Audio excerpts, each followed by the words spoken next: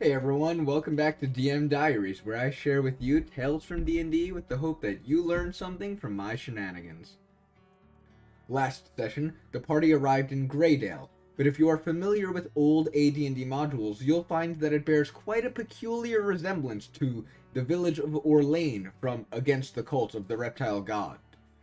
My players, unsuspecting and naive that I wouldn't just drop them into the weeds of a complex cult village, decided to split up and got the briefest little glimpse that something might be off about their destination.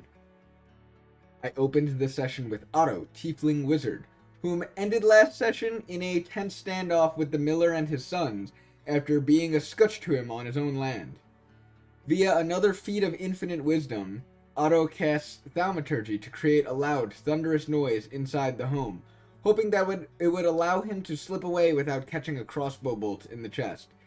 He was lucky that he managed to get away, but he did terrify the son with his thaumaturgy, whom fired a crossbow bolt at Otto out of fear. The bolt missed, and Otto booked it to the other side of town. Next, Sayri and Aster, the duo who found themselves at the general store last week, made their way now to the stables. The stabler's wife seemed distressed, and the stabler will only talk to them from his porch, not inviting them inside. When pushed on his odd behavior, he simply replies, "These are strange times. You have to understand. People are acting odd in town, there's new folk who've moved in, and they don't seem to be mixing well with everyone else." At one point, he implied that the general store owners weren't reliable, and later, when it came time to pay, he charged Sayri and Aster a surcharge in case they don't come back, and I'm not quite sure if either of them picked up on those things as oddities, but it makes sense to the stabler. He's dealt with this before. Hero-looking folk come into town, leaving their horse to him, and then disappearing. But, after leaving Fred the horse with the stabler, the party regathers together, just to split up again? I love it. It's a dungeon master's dream, really. At least for their sake, they stayed relatively close together this time. Reginald and Aster went to check out the blacksmith, which last week the Baron had asked them to poke around to see if they could find any information. Backing them up is Danny, the ghost, who Sayri cast invisibility on. The blacksmith is just a belligerent and rude man from the moment they meet him, and as soon as they hear their father yelling, two of the blacksmith's adult sons also enter the room. They just kind of hang out in case things go awry. He's not answering any of Reginald's questions, and even seems to get mad when Reginald simply implies that since he's the blacksmith, he should be open for work. Danny, as an invisible ghost, starts searching the rest of the house and finds the blacksmith's wife sticking a dagger into quenching oil, ready to jump in if the situation calls for it. Another odd occurrence. Just why would they be expecting a fight? Seeing that the conversation isn't really going anywhere, Aster tries to defuse the situation. She claims that the Baron said that strange things are happening in Greydale, and that they just wanted to browse his wares so that they could protect themselves. At that, the belligerent blacksmith grabbed Aster by the arm and pulled her in, demanding, "And just what did he say to you?" Readying his forge hammer in his other hand. His sons began examining swords on the wall. Reginald, completely taken aback and dumbfounded by this situation, moved to try and get the blacksmith's hand off of Aster and its combat. But to ramp the tension, I swapped over to the others. Meanwhile, the rest of the party decided to check out the abandoned mining house next door. It's boarded up and has been for about a year, and that time frame seems to fit consistently with the missing knight that they've come to find. Finding the old mining office all boarded up and barred shut, Otto uses magnify gravity to knock the bar off the door from a distance so that no one can see them breaking in. It's not a foolproof strategy, but I rolled to see if any of the nearby townsfolk heard the noise, and they didn't. So Shivas, Otto, Steven, and Sayri head inside. The base floor is in disarray. There's shattered desks and broken shelves and splintered floorboards and the like. It's abundantly clear that there was a large brawl that happened here, and the old dried blood on the walls and floor confirms that it was a deadly one. After failing to find any obvious clue as to why the heck this brawl happened here, they decided to check the upstairs, which used to act as a dormitory for many of the younger miners who didn't have a home of their own. They began investigating bedrooms until Otto stumbled upon a room with a zombie in it. Its clothes were the same as the old dusty mining uniforms they'd found downstairs, confirming that this was once one of the workers who lived here. But now I have both groups in combat, and they're different combats, and I know that neither of them are going to be really long ones, so I decide to just swap back and forth, doing a round of combat A and then a round of combat B, so that no player's kind of waiting around too long. Back at the smithy, Reginald tackles the blacksmith to the ground. Meanwhile, Aster has taken a slash on her shoulder from one of the sons. Danny has then possessed the wife just as she comes bursting through the door with her dagger. So just a brief aside on mechanics. I know I mentioned it once, but that was several episodes ago. Danny the ghost, she is using Matthew Mercer's Lingering Soul class. So as such, she has the ability to possess other creatures. But while she's possessing another creature, if you're not familiar with it, they can still act on their turn. It's just that on Danny's turn, she can kind of use them to make an attack, like control their arm and make them swipe at someone. So, by the end of the fight, Danny, while possessing the wife, has killed both the blacksmith and one of the sons. Okay. Reginald has knocked out the other two attackers, choosing to use his fists rather than his maul, because he doesn't want to risk unnecessarily killing anyone. Truth be told, it was a pretty deadly situation. Both Aster and Reginald ended the fight with about half hit points, and a few more hits could have brought either of them down. But the Baron told Reginald to check out the blacksmith, and now the blacksmith and one of his sons lay dead. Aster and Reginald, in a panic, start closing all of the windows and locking all of the doors. Back at the mining office, the others find themselves in a harrowing battle with a bunch of zombies and 3 imps. I messed around with the dynamic lighting setting on Roll20 to make it so that players could only see what they could reasonably see on the battle map. There was tight hallways and corridors and small rooms, so it made it a challenge because some players could see some enemies and some players could see others. Admittedly, this was a fight that I scaled around the idea of 7 players fighting it, not 4. Things could have gotten deadly very quickly if Shivas hadn't tied up a bunch of the zombies for a while with a very clutch turn undead. She saved the day, and likely Sari and Otto's life, who were busy being stung by some imps taking just a ton of damage. So now that combat's over, I pop back over to the blacksmith, where a young girl calls out for her mom. She's the daughter of the blacksmith, and she was hiding under a bed in one of the rooms on the battle map. Danny might have been able to find her if she hadn't ended her investigation just at the mother who had the dagger. In a panic, Danny tries to possess her, but fails, which leads Reginald to have to talk to her. She cracks the knuckles on her hand, and then starts giving the party some information that she claims to know. She warns them of the weird guy in the grove who's bad. He lives alone and no one likes him. But the people in the temple, they're nice. She claims that the Baron is also bad, and she tries to stay away from the Bad Inn, referring to the Fetid Fowl, the inn where the party can get nice wine. Though she really fails to elaborate on any of this past, "my father told me so." No one decides to incite any of the information she gives, which is, that's just a boon for me, right?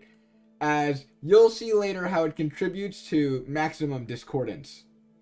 She eventually left to head for the temple, and the players let her leave. Everyone else, who were tearing apart the abandoned mining house, they didn't really find much of use to them. Anything of value was kind of stripped away a long time ago, except that Shivas did find a chest with some gold and a bloody stone axe. The rest of the party heads to the smithy, though, and the door's locked and they hear no sound. When Reginald lets them in, they see the terrible scene of Aster dragging one of the bodies. This leads to some tension where Stephen started yelling loudly at Reginald. Before their disagreements turned physical, though, there was a knock at the door. "Excuse me, I heard some yelling. It's me, Humphrey Jr. from next door." The group panics a little bit because they have some bodies in the house, but Sayri handles the situation. She casts Disguise Self, and she takes the form of the currently unconscious Smith's wife, and she is able to convince him that there's nothing wrong. But as he leaves, she does take note of the crossbow that he had at the ready. Next, everyone gets into a heated debate for a while about what to do next. They came up with some wild plans from, like, Sayri will run through the town imitating the Smith's wife and say she can't take this anymore, and then run back inside and set the entire smithy aflame to cover the fact that they killed people and, you know, have an alibi of sorts. To let's kill the unconscious son and wife. We can't leave witnesses, even though they already let, like, the blacksmith's daughter go off to the temple. To my personal favorite of, hey, can we just leave this town? If they really said screw this and left Greydale without any intent to solve their problem, I'd have to throw several hours of work right into the trash. But at the same time, it would have been absolutely hilarious to watch the evil seed spread from this town into a much bigger problem the longer they choose to ignore it. Eventually, sensibility prevailed, and Reginald Shivas, who is currently disguised as the Knight Valerie Chamberlain, not just to the outside world, but also to everyone in the party, and Stephen went back to tell the Baron what happened. The rest of the party held down the fort at the blacksmith's residence. They came clean about what happened at the smith, while the Baron just nodded his head intently and listened. It was only when Shivas mentioned that the blacksmith's daughter went to the temple that he interrupts. "Damn, they're part of it, all of it. They probably know all about you now." The trio are all visibly shocked and unsure who they trust and even what this guy's talking about. But a high insight roll determines that the Baron believes that all the information he is giving the party is true. He tells them that sometimes people will go missing at night, and after being gone for some time, they'll return as if nothing ever happened. But they'll be different. He believes that the temple, the blacksmith, the carpenter, and the general store are all in on it, and he believes the ringleader behind all of this is the man in the grove. The very same man that the smith's daughter warned them of. But the Baron has no proof, and thus he cannot act against him yet. Lastly, he tells them of the massacre that happened at the mining office a year back. Tons of people died, and they boarded the whole place up. No one talks about it much. He's scared to hear of the imps and undead that were inside, and suggests they talk to Gresha, the deceased mining foreman's wife, or perhaps one of the Humphreys. Those families live close and might have seen something odd. The conversation with the Baron ends today's session. It was less of a punchy cliffhanger than we've previously had, but the players have a lot of things to consider.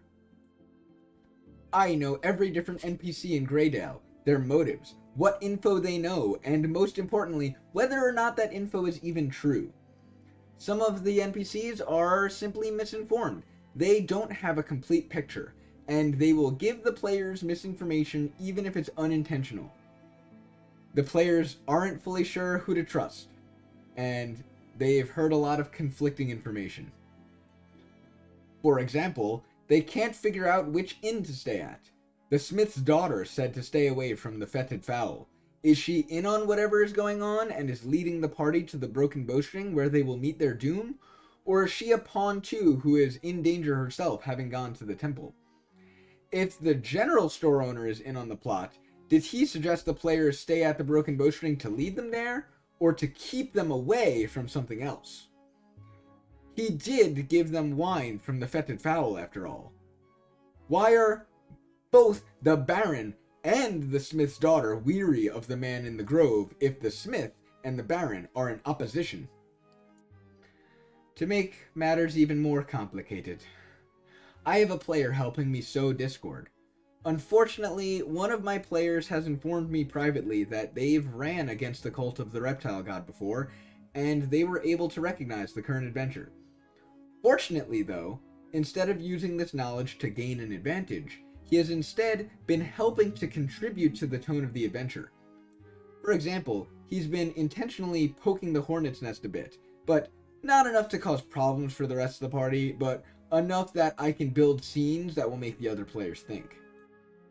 When the party started to lean into the idea that one in must be the bad one, he started poking at those inconsistencies. That with the party's current information, we just don't know that yet. And he's right. And he's willing to have his character take bigger risks because he knows it will make the outcome cooler for everyone else. And you know what? This dynamic is totally okay. He may not be experiencing the same level of mystery as the other players, but he's also not ruining it for any of them. He's able to enjoy this arc because he gets to experience it in a new light. For example, every time the party splits and they unwittingly endanger themselves, I get a private message about how it feels like he's watching a horror movie play out and there's nothing he can do to help. I encourage you, if you ever find yourself lucky enough to have a player ready and willing to help you behind the scenes, enhance the experience for everyone at the table, that is wonderful and you should totally engage that. I worry that too many players and DMs view their relationship as combative, when really it must be collaborative. As Dungeon Master, your targeted audience are your players, but they're also a part of the show, and sometimes that's not just as an actor on the stage, but also manning the lights and the special effects. But will our heroes ultimately prevail? Will they learn more about the dark plot befalling Greydale and how it relates to the rest of Ishkrava? Or will they find themselves consumed by a web of lies, mistrust, and confusion? I don't know what the future has in store, so you and I will have to wait and see together. If you like this video, please feel free to leave a like or subscribe, and hit me up with any of your comments in the chat below. I'd love to answer them. Until next time, I am Clay, and I hope you all have a wonderful day.